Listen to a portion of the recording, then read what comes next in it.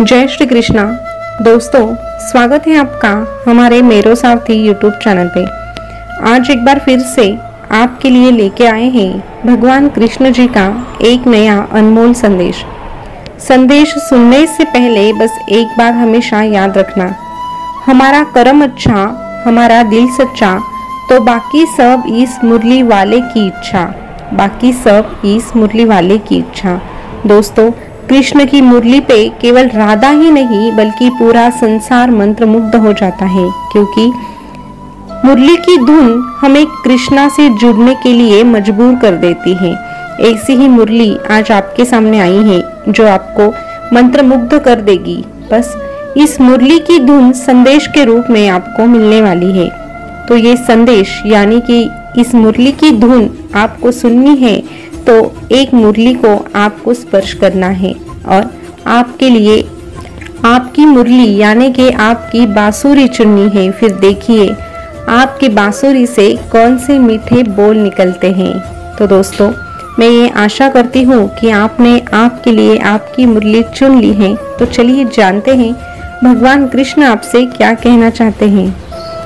अभी जिन्होंने 3 नंबर की बांसुरी चुनी है उनसे भगवान कृष्ण क्या कहना चाहते हैं ये जानते हैं। भगवान कृष्ण आपसे कहना चाहते हैं कि अरे तू तेरी किस्मत पर नहीं, तेरे इस बांसुरी वाले पर भरोसा रख। तू तेरे किस्मत पर नहीं, तेरे इस बांसुरी वाले पर भरोसा रख। भाग जाएगा तेरा सारा डर।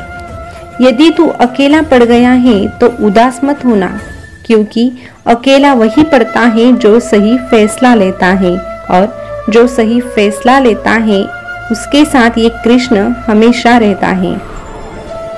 तेरे साथ चाले कोई कितना भी चले, तेरे साथ चाले कोई कितना भी चले, पर बाजी हमेशा इस मुरली वाले के हाथ में ही होती है। कल जो भी आएगा वो हमेशा गुजरे कल से बेहतर ही होगा, ये सोच तुझे कभी निराश होने नहीं देगी।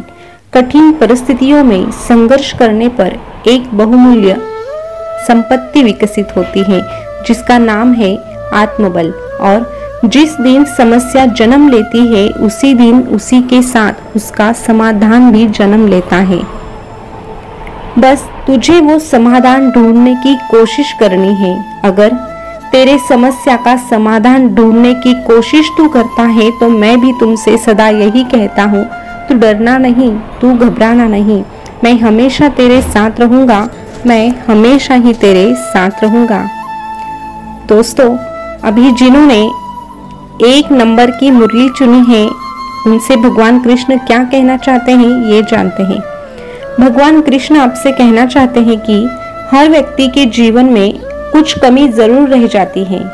हर व्यक्ति के जीवन में कुछ कमी जरूर रह जाती है ताकि वो ये समझ सके कि ये दुनिया मनुष्य नहीं बल्कि ईश्वर चलाता है। कोई भी रिश्ता अपनी मर्जी से नहीं जुड़ता, क्योंकि तुझे कब, कहाँ और किससे मिलना है ये सिर्फ ये बांसुरी वाला तय करता है।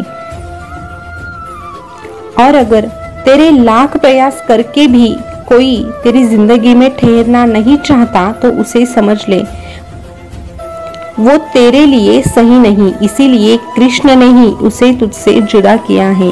सदैव मुझ पे विश्वास रख, तुझे उससे भी अच्छा दिया जाएगा जो तुझसे लिया गया है।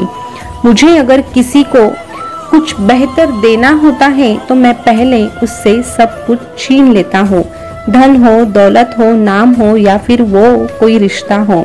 और जिसका मिलना निश्चित है वो नियति के रूप में मैं उसे किसी भी रूप में कहाँ पे भी तुझसे मिलवा ही दूंगा।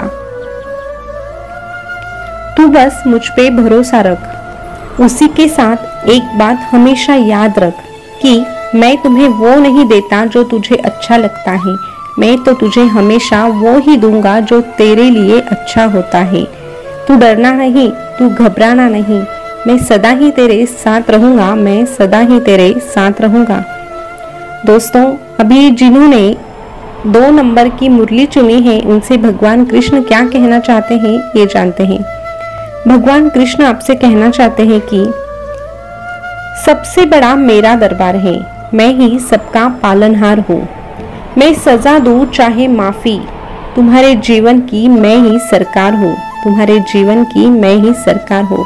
तुम्हें सजा मिले या फिर माफी मिले, उसमें भी तुम्हारी अच्छाई छिपी है, ये अगर तू समझता है तो तू मेरा सबसे प्रिय भक्त है। क्योंकि मेरा भक्त मुझ पे कभी उंगली उठाता ही नहीं है। जो भी उसके साथ होता है बस उसे स्वीकार करता है और मेरे रास्ते पे चलता है। क्योंकि ऐसा भक्त जानता है जो कुछ तुमसे छीना जाता है वो असल में तुम्हारा होता ही नहीं, और जो तेरे भाग्य का होता है वो तेरे पास आके ही रहता है। जैसे जैसे तुम मेरे सामने सर झुकाएगा वैसे वैसे इस दुनिया के सामने तेरा सर ऊपर उठेगा। केवल आत्मविश्वास होना चाहिए जिंदगी में। जिंदगी तो कहीं से भी शुरू हो सकती है। मैं तो दोनों तरफ से आजमाता हूँ तुम्हें।